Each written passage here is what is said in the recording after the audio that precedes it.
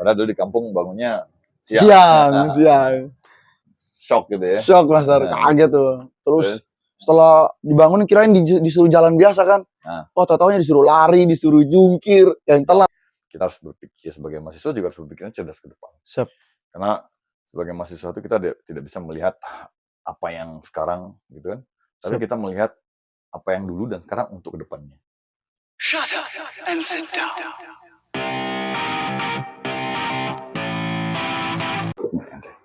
Assalamualaikum warahmatullahi wabarakatuh. Selamat malam teman-teman. Jumpa lagi sama saya Zuli Silawanto. Kali ini saya akan mencoba ngobrol dalam situasi dan pembahasan yang berbeda. Nah, di sebelah saya ada seorang mahasiswa, namanya siapa namanya? Thomas Besketara. Thomas apa? Thomas Besketara. Apa itu Besketara itu? Besketara itu dari nama nenek moyang saya. Nenek moyang. Berarti kamu asalnya dari mana? Saya asal dari NTT, Nusa Tenggara Timur, Flores. Farm lah gitu ya. Siap. Thomas Besketara. Jadi Thomas adalah seorang mahasiswa yang kalau di sini sebutnya sebagai taruna dari Politeknik AUP Ali Usaha Perikanan di Jakarta Pasar Minggu ya. Siap. Kamu tingkat berapa, Thomas? Untuk sekarang saya berada di tingkat akhir, tingkat utama. Oh, ntar lagi lulus dong ya? Siap. Sudah praktek akhir? Untuk praktek akhir belum, tapi bulan November nanti kami akan melaksanakan praktek 2. Oke, kita cerita-cerita sedikit tentang apa ya, pengalaman lah, apa sih yang membuat Thomas itu tertarik untuk kuliah di sini. Sekarang cerita dulu deh, dari awal kamu tuh tahu sekolahnya dari mana, terus bagaimana kamu cari-cari informasi, proses masuk ke sini, sampai di sini seperti apa, cerita deh. Dari awal tuh, dari sejak SMA, pada saat menjelang ujian akhir, lulus, dari guru juga bercerita ke kami untuk kami mencari sekolah yang beasiswanya punya beasiswa. Ngomong kamu sekolah dulu SMA biasa atau? SMA biasa. Gitu. Kebetulan jurusan yang saya ambil IPA. Ya, IPA ya. Di situ guru kami menyuruh kami untuk setelah lulus ini kalian mau lanjut kemana? Mungkin ada yang tes TNI atau Polri, mungkin juga ada yang mencari sekolah beasiswa. Jadi saya berpikir untuk sekolah beasiswa boleh nih. Jadi saya iseng-iseng cari di internet, dapatlah ini sekolah kedinasan di bawah naungan Kementerian Kelautan dan Perikanan. Jadi kamu tahunya justru dari internet? Tahunya dari internet. Jadi daftar, jadi sekolah-sekolah internet, cari-cari, kebetulan tahun berikutnya tahun 2019 tuh dibuka pendaftarannya. Nah, kebetulan pendaftaran itu di rayon daerah saya, di kabupaten tetangga. Di Nusa Tenggara Timur. Di Nusa Tenggara Timur. Ya? Di Kupang, tapi kebetulan di Kabupaten Ngada, Bejawa. Ngada itu daerah dingin ya. Daerah dingin, benar. Berarti kamu jauh dong ke Ngada. Jauh bener, Master. Di situ mulai coba-coba untuk daftar. Tapi sebelum saya daftar itu ada om saya datang. Kebetulan om juga dari Abdi Negara juga kan. Yeah. Dia berencana untuk mengajak saya tes tes Polri. Untuk ngetes, terus saya pikir lagi nih, kalau saya tes Polri, kemungkinan lulus dan tidak itu ada 2. Yeah. Berarti terus saya pikir lagi. Tes itu kan berarti kemungkinannya cuma 2 lulus dan tidak. Benar. Kamu kesini juga begitu kan? Benar. Saya pikir-pikir lagi. Kalau memang saya tidak lulus di sini di Polri, mau gimana lagi kan? Akhirnya saya untuk berani maju ke tes STP ini. Jadi saya berangkat tanpa modal saya, Mas. Sendiri itu. Berangkat sendiri tanpa modal. Tanpa modal gimana jalan kaki? Jadi untuk biaya transportasi itu kebetulan juga lagi kesulitan dulu kan. Biaya jalan sendiri, ikut tes. Kebetulan kemarin tuh tesnya lari, sit up, pull up. Kebetulan saya dapat fisik lah gitu ya. Fisik. Saya dapat pull up sama push up tuh 30. Sekarang masih kuat nggak sih? Sekarang masih kuat 30, Mas. Bahkan bisa dikit lagi naik lah. Gitu. Setelah itu menjalani tes dari tes kesehatan, fisik, akademik, wawancara, semuanya lulus. Pada saat berita lulus, panik nih, lulus atau tidak ini. Pada saat buka jam 8 pagi lah berita lulus keluar. Pada saat baca, nama saya masuk 10 besar. Oh gitu. Jadi di situ saya bersyukur dengan apa yang awalnya saya ragu untuk mengambil jalan ini, tapi saya berusaha untuk yakin karena kita memulai, kita juga harus menyelesaikannya. Jadi lulus lah itu, masuk ke sini, wah belum tahu apa-apa kan dari SMA biasa, bukan dari SMK Belum sama ada informasi SPM, belum apa-apa ada ya. informasi apa-apa, Master.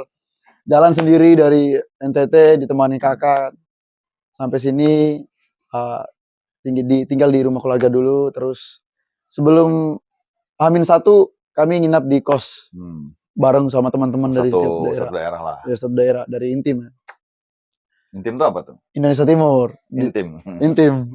Indonesia Timur, bukan Intim ini ya. Indonesia Timur ya, Indonesia bukan. Timur. Siap. Terus malamnya tuh kami disatukan semua dari Indonesia Timur kan, dari Papua sampai ke NTT. Situ wah kita mengenal orang-orang baru kan, orang yang berbeda pola pikir, pola karakter. Di situ kita disatukan dan paginya kita masuk tuh dari kos, kita bawa barang-barang sendiri, benar-benar sendiri, digendong tasnya kan. Pada saat sampai ke depan gerbang disuruh angkat, tidak ada yang digendong. Waduh, dalam hati, wih tasnya berat sekali ini. Gimana lagi mau ngangkat ini kan? Ngangkat sampai sini pemeriksaan barang. Kebetulan semua lolos pemeriksaannya. Sampai lihat depan sini, langsung disambut oleh Master. Siapa itu? Master Zuli. Saya. Iya. Oh iya kan, sambut untuk masuk ke dalam asrama, pengenalan asrama. Apa aja ya? Memori apa yang kamu paling kenang waktu saya sambut di situ? Satu kata dari Master yang saya kenal itu, kita semua adalah Indonesia. Ya. Kita bukan dari daerah Intim tadi seperti saya bilang, Itasu ataupun Sumatera, Papua, tidak ada jago di sini.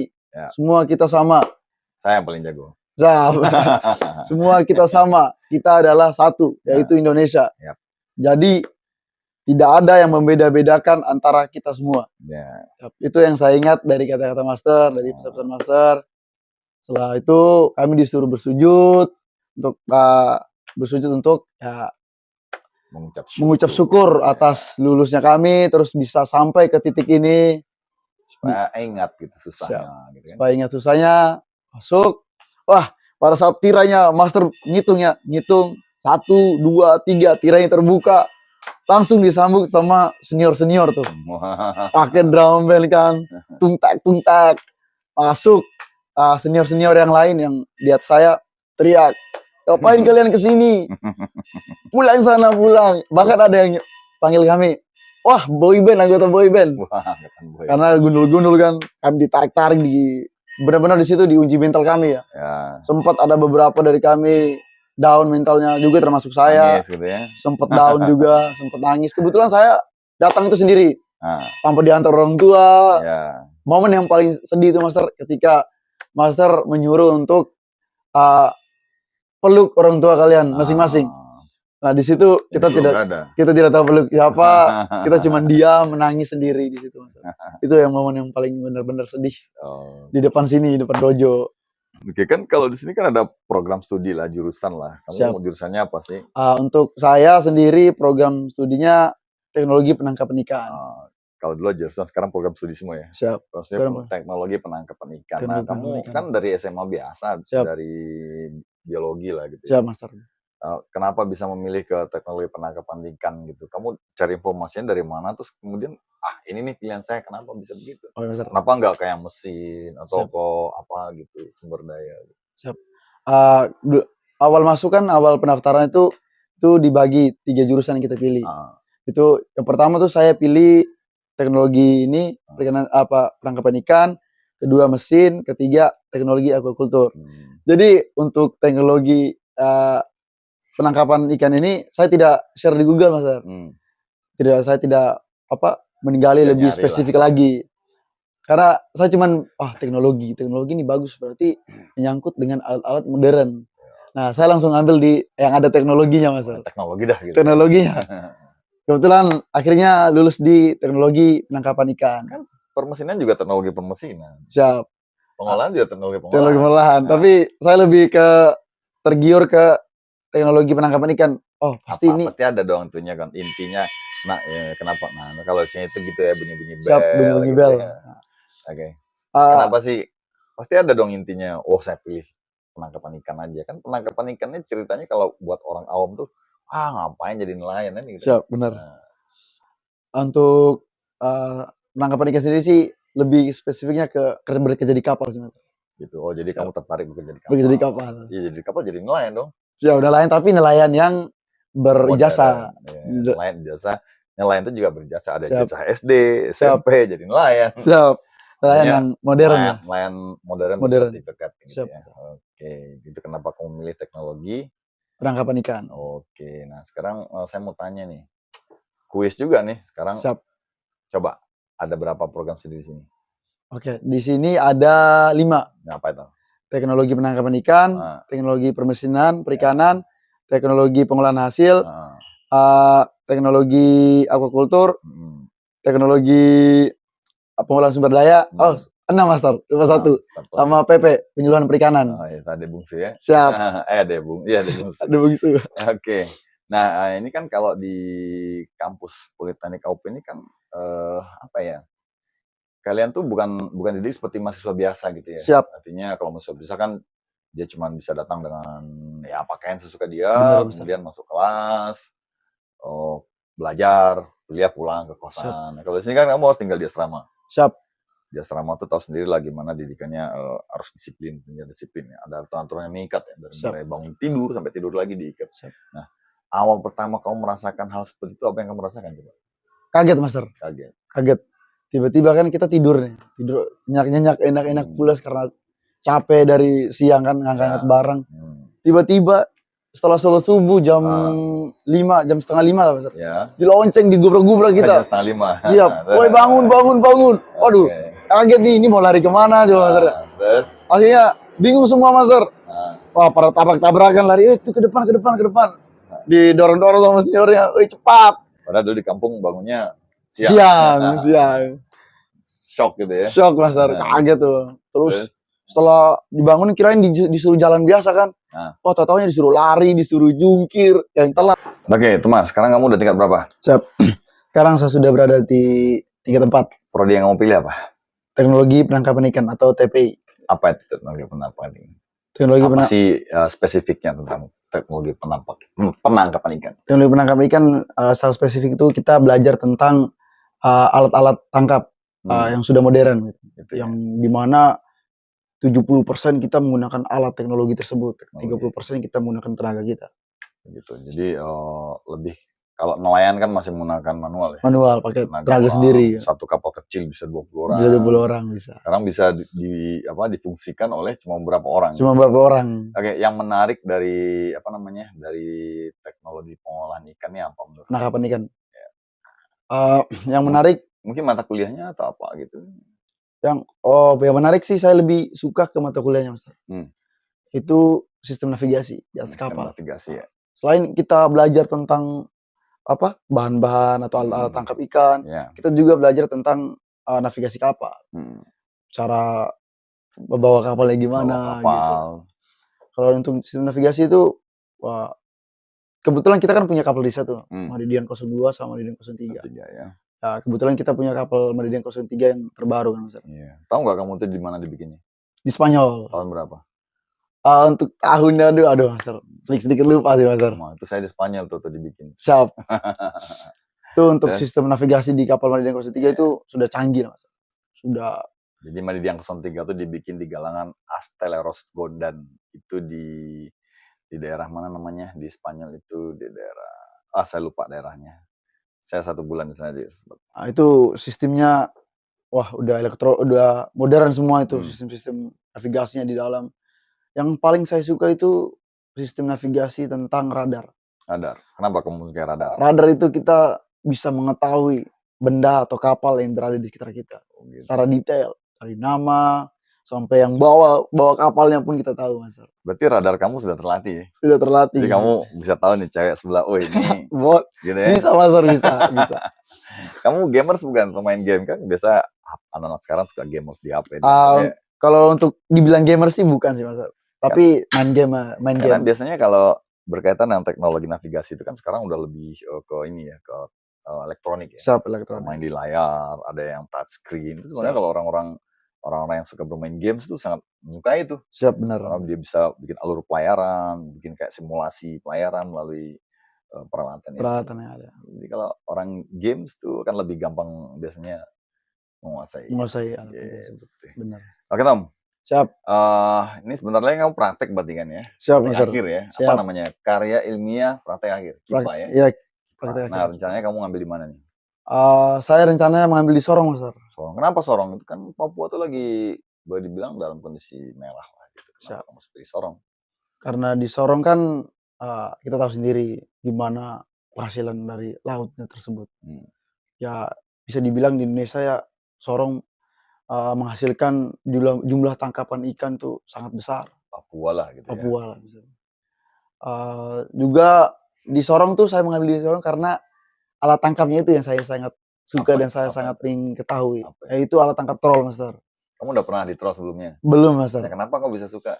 Saya suka karena ada larangan dari alat tangkap tersebut, Master. Ya, Saya dilarang kok kamu suka gimana ceritanya? Saya pengen tahu, Master, kenapa sih sehingga alat tangkap itu dilarang gitu? Gitu. Anak muda emang gitu ya, dilarang-larang tuh bikin penasaran. Bikin penasaran, Master, memang benar. Tahu nggak kamu kenapa dilarang? Yang saya pelajari ya, Master, secara teori, untuk troll sendiri itu dia merusak, alat tangkap yang merusak. Yang merusak ya? Merusak. Oke. Merusaknya dalam sisi apa nih dulu nih? Dalam segi terumbu karang, Master. Iya. Ekosistem di bawah laut. Iya, betul. Padahal perlu digarisbawahi, padahal itu troll kan dia beroperasi memang di pesisir. Cuman dia menyapu di lumpur-lumpur gitu, Master. Iya. Tidak terlalu ke terumbu karangnya. Nah, itu saya mengutip kok kenapa bisa sampai dilarang padahal dia menyapunya tidak di terumbu karang. Apakah ada manusia atau pihak yang tidak bertanggung jawab gitu. Sehingga membuat troll itu dilarang dioperasikan di Indonesia. Itu yang larang tuh Menteri Susi waktu itu. Menteri Susi, bener. Oh, jadi kau berpikiran seperti itu. Kenapa dilarang? Karena merusak. Merusak. Karena sebenarnya gini, apa namanya? Wilayah troll kan tuh sudah dibagi ya zona-zonanya. Jadi zona ini yang boleh di-troll. Kenapa ini boleh di-troll? Ini adalah zonanya kan troll itu troll udang ya. Benar, troll udang. Troll ikan, troll udang. Tergantung troll mesesnya. udang. Kalau di Papua kan udang. Siap. Karena di situ sumber daya udangnya melimpah.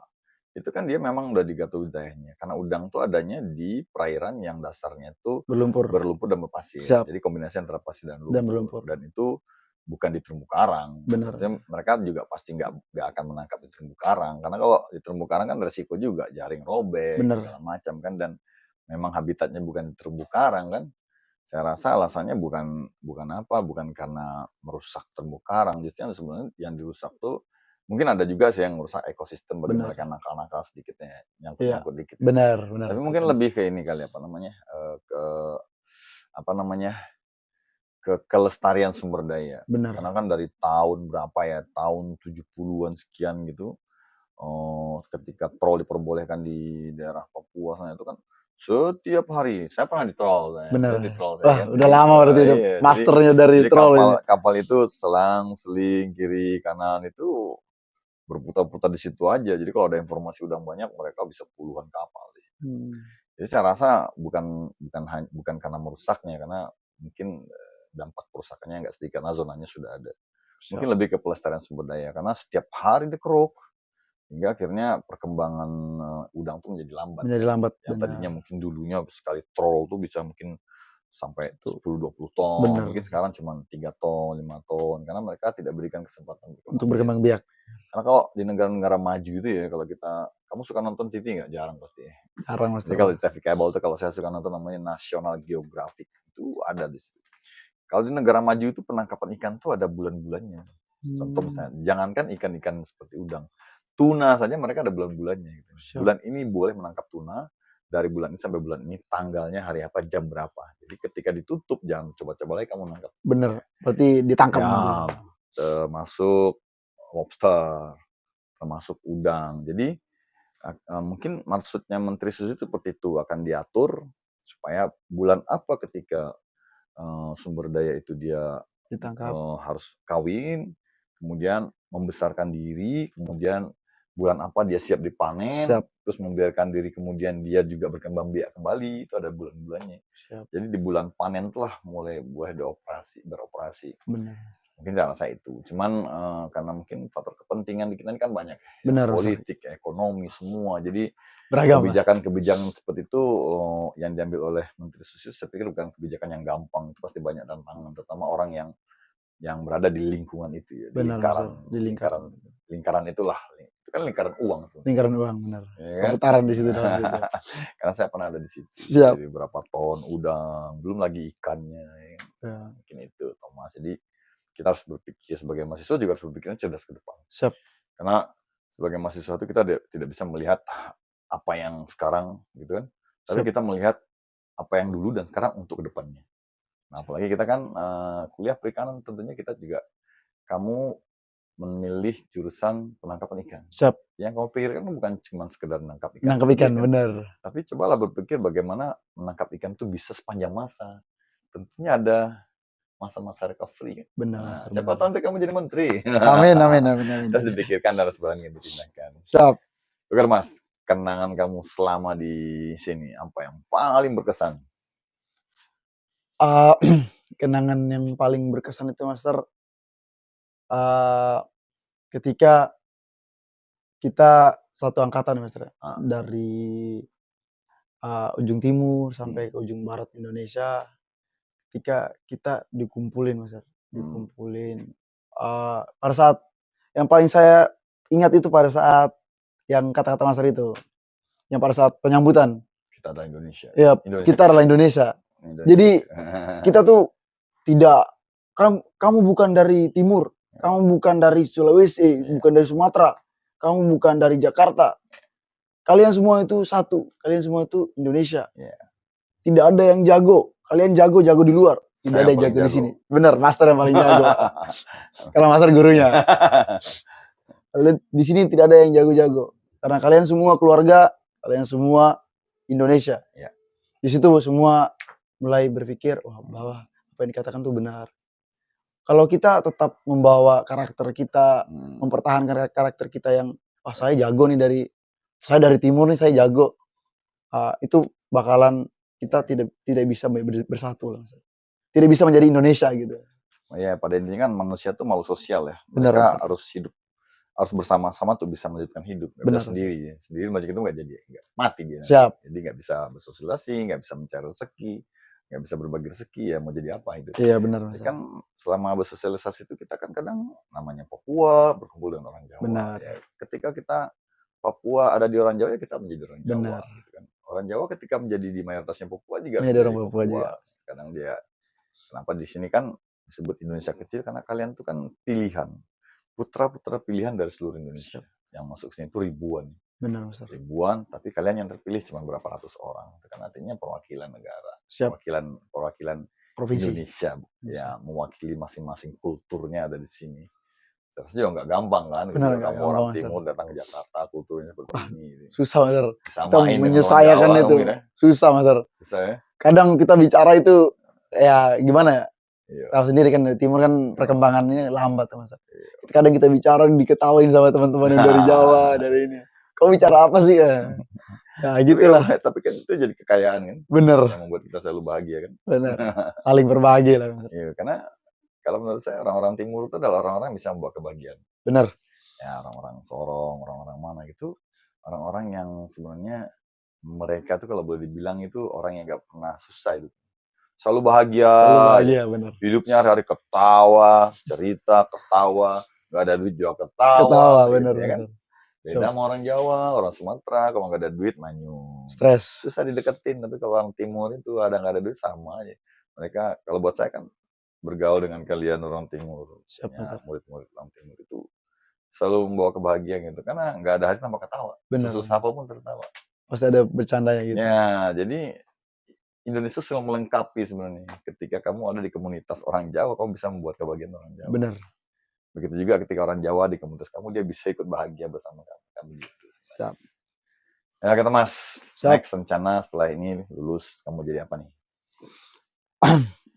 Next rencana setelah lulus ini, saya rencananya mau tes perwira karir dulu, Mas. Karir, mau Siap. jadi tentara ya? Siap. Dulu ditawarin polisi nggak mau. Sekarang dulu nggak mau, tapi sekarang, waduh, boleh lah. Oke. Kenapa milih perwira karir? Gimana Master ya? Karena menurut saya itu pekerjaan sekarang ya Master ya, yang paling dihargai, yang paling disegani ya Master ya. Itu yang berseragam lah istilahnya Master. Seragam ya. Bener. PNS Itu ya, juga itu berseragam. menurut saya sih Master. PNS PNS juga berseragam. boleh. Itu menurut saya sih Master. Iya, Di iya. saat kita berseragam, pasti semua orang akan menghargai kita. Tapi Di saat ketika kita tidak tidak berseragam. berseragam, orang lain menginjak-injak kita, merendah-rendahkan kita. Oke. Ya ada sebagian pemikiran anak-anak muda seperti itu, mereka lebih tertarik dengan look penampilan gitu kan. Tapi sebenarnya ada yang salah juga, karena membuat kita dihargai orang tuh bukan karena seragam, bukan karena kita punya uang, tapi bagaimana kita bisa menempatkan diri kita di tengah masyarakat. Jadi menjadi berguna bagi masyarakat. Kan berguna itu bukan hanya dalam berupa uang ya. Benar Master. Bisa berupa ide, bisa berupa tenaga. Jadi ya satu hal yang nggak bisa disalahkan juga sih, memang nyatanya juga kalau orang berseragam tuh lebih dihormati. Tapi kamu juga harus ingat bahwa kehormatan itu tidak hanya diraih dengan seragam. Siap. Ya kan? Siap Master. Saya jarang pakai seragam kan. Siap. Tapi semua taruna hormat. Dihormatin. Nah, siap. Gitu. Kenapa? Karena ya bagaimana kita membawa diri. Siap. Gitu. Karena kamu kan bela diri juga kan, si Kendo kan? Siap Master. Kita sabuk apa nih? Masih di kuning Master karena belum ada. Belum naik sabuk. Belum naik Master. Gimana sih ini? Pelatihnya sekarang payah nih. Siapa pelatihnya sekarang? Sekarang masih di Master Solihin.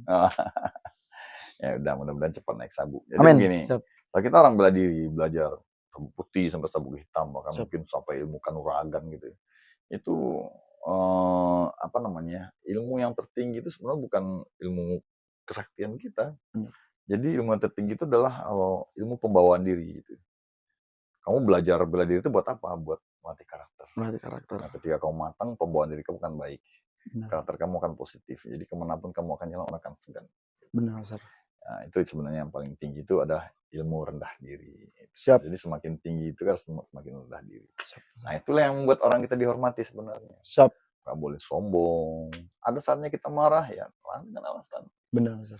Ya kan? Nah, itu sebenarnya. Jadi kamu boleh memikirkan seperti itu, nggak apa-apa, itu juga menjadi sebuah sebuah opini juga. Tetapi yang saya pikirkan kembali ke diri kita bahwa untuk mendapatkan kehormatan itu bukan semata dengan seragam, tapi bagaimana membuat kita ini pantas untuk dihormati. Termasuk menjadi senior. Pelajaran yang sangat berharga nih Master. Saya dulu kuliah di sini juga. Siap. Saya jadi danki.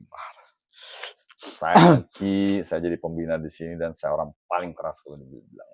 Siap. Ya, paling kerasnya nggak main-main gitu. Benar Master. Gampar. Gitu. Dapat ceritanya juga. Tetapi hal itu bukan buat orang benci. Benar. Buat orang segan. Kenapa? Karena kita marah itu kita ada alasannya. Ada alasan. Di alasan yang tepat gitu. Benar. Nah, itu kadang kan ada orang yang marahnya itu dibuat-buat.